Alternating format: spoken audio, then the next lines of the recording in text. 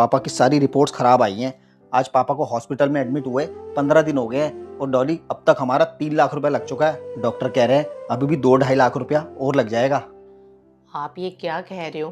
पहले ही आपने पापा जी के इलाज के लिए 2 लाख रुपए ब्याज पे ले रखे हैं। बाकी के ये 2-2.5 लाख रुपए आप कहाँ से अरेंज करोगे? अब डॉली अरेंजमेंट तो करना ही पड़ेगा, नहीं तो पापा की जान को खतरा हो सकता है। ऐसा करते हैं, जो मेरी सोने की चेन है ना और आपके गोल्ड के कड़े हैं उनको गिरवी रखकर गोल्ड लोन ले लेते हैं और गोल्ड लोन की जो इंस्टॉलमेंट है वो हर महीने भरते रहेंगे। हम गोल्ड लोन ले तो लेंगे, लेकिन उसको भरेंगे कैसे? पहले ही आपने ब्याज पर 2 लाख रुपए ले रखे हैं, उसका ही ब्याज जा रहा है और आगे हमारे बच्चों की पढ़ाई के खर्चे अलग। आप ऐसा क्यों नहीं करते? दीदी के पास तो पैसे भी बहुत हैं, आप 2 लाख रुपए दीदी से मांग लो। हाँ डॉली, वैसे बात तो आप ठीक कह रही हो, बहन के पास पैसों की कमी नहीं है और 2 लाख रुपए उसके लिए कौन सा बड़ी बात है। पर हम कौन सा अपने लिए मांग रहे हैं, पापा की बीमारी के लिए तो मांग रहे हैं ना। मैं ऐसा करता हूँ, बहन को फ़ोन कर लेता हूँ और बहन से ना 2 लाख रुपए ले लूँगा। मुझे यकीन है कि बहन मना नहीं करेगी। हेलो बहन। हाँ भाई, अच्छा है तेरा फोन आ गया। मैं तुझे फोन करने ही वाली थी। अच्छा अब बता, पापा की तबीयत कैसी है? बहन अब क्या बताऊँ, पापा की तो सारी रिपोर्ट्स ख़राब आई हैं और डॉक्टर बोल रहे हैं अभी भी 2-2.5 लाख रुपए का खर्चा और आ जाएगा। अब भाई प्राइवेट हॉस्पिटल में पैसा तो लगता ही है ना। हाँ ये तो है बहन।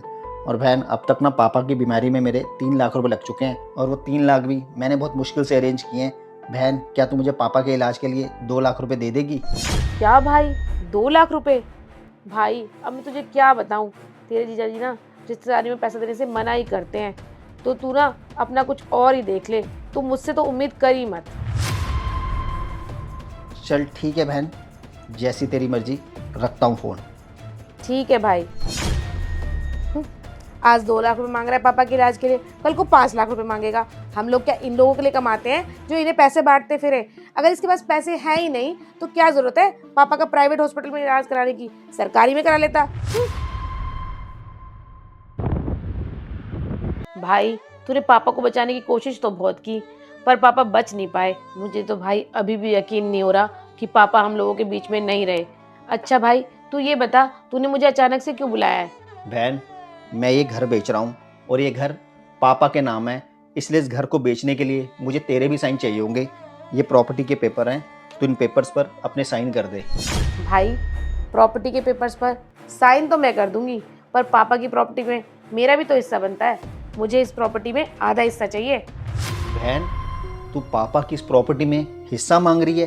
पापा ने ले दे के पूरी ज़िंदगी में ये घर ही तो बनाया है और तुझे अच्छे से पता है पापा की बीमारी में मेरे 8 लाख रुपए लग गए हैं। और तो और बहन हम लोगों ने अपना गोल्ड तक गिरवी रखा हुआ है और इसके अलावा पापा ने तेरी शादी में चाचा जी से 3 लाख रुपए उधार लिए थे, वो पैसे भी चाचा जी को मुझे वापस करने पड़ेंगे।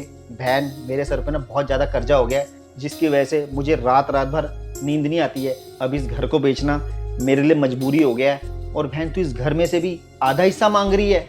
भाई मेरी बात का बुरा मत मानियो, मैंने तुझे नहीं बोला था कि पापा का इलाज तू प्राइवेट हॉस्पिटल में करा। अगर तेरी हैसियत नहीं थी तो तू गवर्नमेंट हॉस्पिटल में इलाज करा लेता।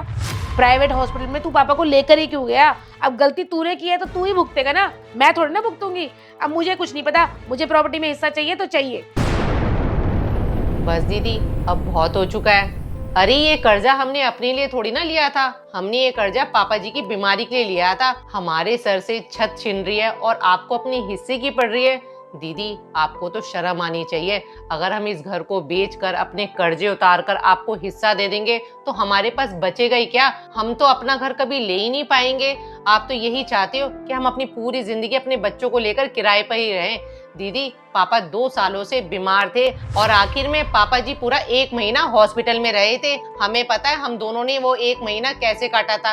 राजीव ने तो अपनी नौकरी की परवाह ना करते हुए भी पापा जी की दिन रात सेवा करी थी। कभी मैं पापा जी के साथ रहती थी, कभी राजीव पापा जी के साथ रहते थे। हमने तो अपने बच्चों तक की परवाह नहीं करी और आप अपना हिस्सा मांगने आ गई हो। आपको तो इतनी भी शर्म नहीं आई कि एक दिन भी आकर पापा जी की सेवा कर लेती या पापा जी के पास आकर एक दिन भी हॉस्पिटल रह लेती। और तो और दीदी आपने तो झूठे मुंह भी हमसे पैसों तक के लिए नहीं पूछा और हमने आपसे पैसे मांगे पापा जी के इलाज के लिए। आपके पास पैसे होते हुए भी आपने हमें मना कर दिया था।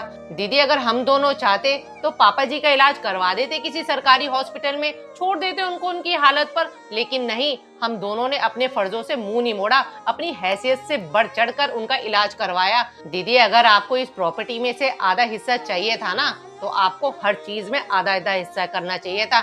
अगर पापा जी की बीमारी में इतना पैसा लगा है तो उसमें से आधा हिस्सा आपको देना चाहिए था। अगर हम 1 महीने पापा जी की सेवा करने के लिए हॉस्पिटल में रुके थे तो 15 दिन आपको भी हॉस्पिटल में रुकना चाहिए था। बहन तू तो बहुत समझदार निकली। माँ बाप की सेवा करे भैया भाभी, माँ बाप पर पैसा लगाएं भैया भाभी, माँ बाप के कर्जे उतारे भैया भाभी और हिस्सा लेने आ जाए। बेटी शर्म आनी चाहिए बहन, तुझे शर्म 100 बार सोचना चाहिए तुझे ये बात बोलने से पहले। ठीक है बहन, तू ले इस प्रॉपर्टी में से हिस्सा, लेकिन एक बात ध्यान रखियो, हिस्सा लेने के बाद तेरा हमसे हमेशा हमेशा के लिए रिश्ता खत्म हो जाएगा।